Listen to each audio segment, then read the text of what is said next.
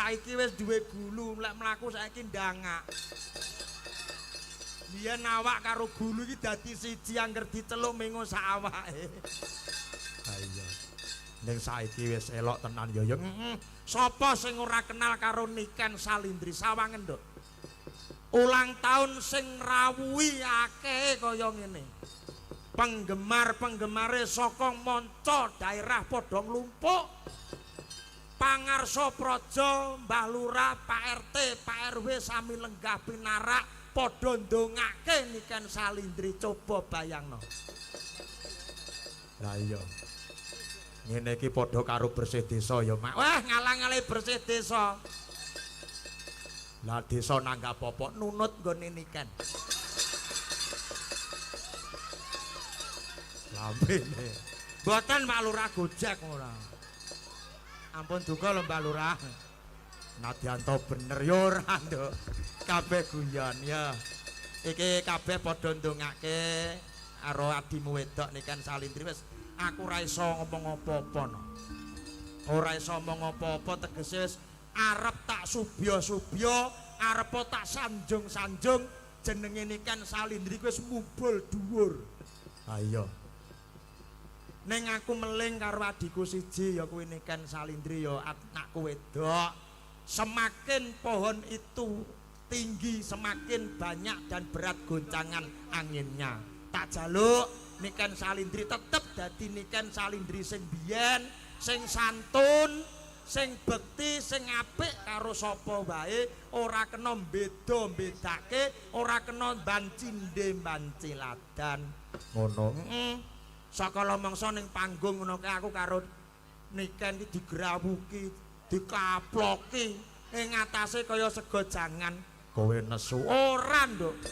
Aku belas ora nesu. Sebabe apa? Siji dibayar, loro jenenge wong momong ya ta. Iki akeh netizen sing gaene komplain, sing gaene Niken ora duwe dur, Niken ora duwe ngene-ngene. Niken kuwi lak ning panggung guyonane ya ngono kuwi, Nduk, karo awake dhewe. Ngono. Ibarate aku momong bocah.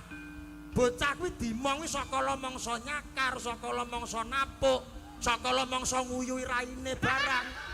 Paribasane, heeh. Wong momong ki lak ya ngono to, Nduk. Oh iya. Momong-momong dulang. Ngono kuwi kok dikira Bambang karo Niken grangsang. Ya enak sing ngono kuwi. Mbok cekek glegek aku ora duwe pikiran sing rena-rena karo Niken. Oh ngono. Lho, tenan kuwi, Nduk. Aku ki tau lho mangku Niken kok Bojonegoro sampai Kediri ki tau. Tenan mergo dhek iki mau numpak mobile, geleme numpak elep kok. Ngono ya iya. Aku ora duwe rasa apa-apa, kejaba mung rasa tresna lan welas asih, Nok. Ngono. Iya. Aku mbiyen ya ngetutne pake kuwi wis suwi kok. Oh iya. Dadi apa lho piye to? Kowe ya murite tutuk. Lah apa kedibale biyen? Zaman Pak Deglek biyen. Iya. Mangkane aku karo Niken wis to wong ya padha wetone ya padha. Lho. Wetone padha. Mulane aku seneng lek angger Niken weton-weton aku mesti mara mae. Nunut Pak Soleh. Timbang ragat. Heeh. Ya nduk ora usah kakean ngomong mergo iki bintang tamune akeh banget. Iya. Iki ngenake sinden sitok-sitok apa ora? Ya iya no. Ya iya. Tak kenal maka tak tahu. Tak kampleng ora. Nggih. Dipun tepangaken menika sinden wonten sisih tengen kula. Diasta mikejeng, diasta mikejeng. Nuwun sewu, Jeng. Injis. Menika pinaringan asma sinten? Nggih. Salam kenal nggih Pak Dalang. Injis. Iya, saya berasal from to Australia. Oh, iya. Saka ngendi, Mak? Australia. Berarti kanguru dudu. Iso kanguru nggih. Pinaringan asma ayo, what is your name? Yes, my name is Dimas Niken Salindri. Oh, iki to sing jenenge Niken. Ya ampun, tepuk tangan Bapak Ibu, ya Allah ya Allah. Kok lagi roh iki lho nduk aku iki.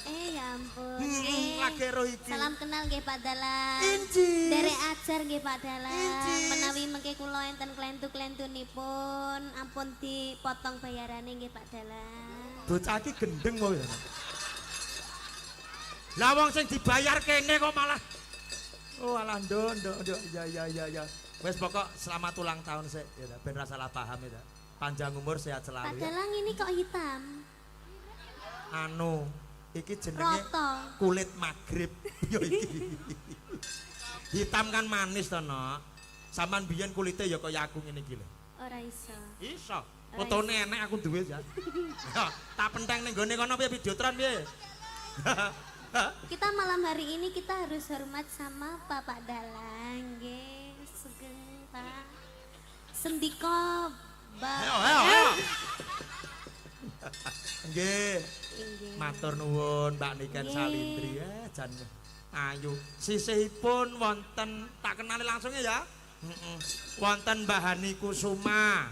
Injis. Terus wonten Mbak Afi. Nah, wonten Mbak Putri Lope-Lope. Wonten Mbak Tosi. Yosi. Nah, sebelah mriki ingkang kula sebut wau waranggana saking Mayangkara Niken Salindri. Sing tiga nika wonten Latifi. Mbak Latifah. Mbak Latifah Bumei kalian Nyai Raden Ayu Sri. Bukan Sri Bombok itu kan. Bu Sri menika pasindanipun Mayangkara original. Sami-sami Mayangkara ning bersatu padu untuk memajukan nama Mayangkara dan juga Niken Salindri. Tepuk tangan buat mereka berdua. Ya, jan bah semsinden samene kan sing murup gelungane meng nggone Latifi tok. Ya,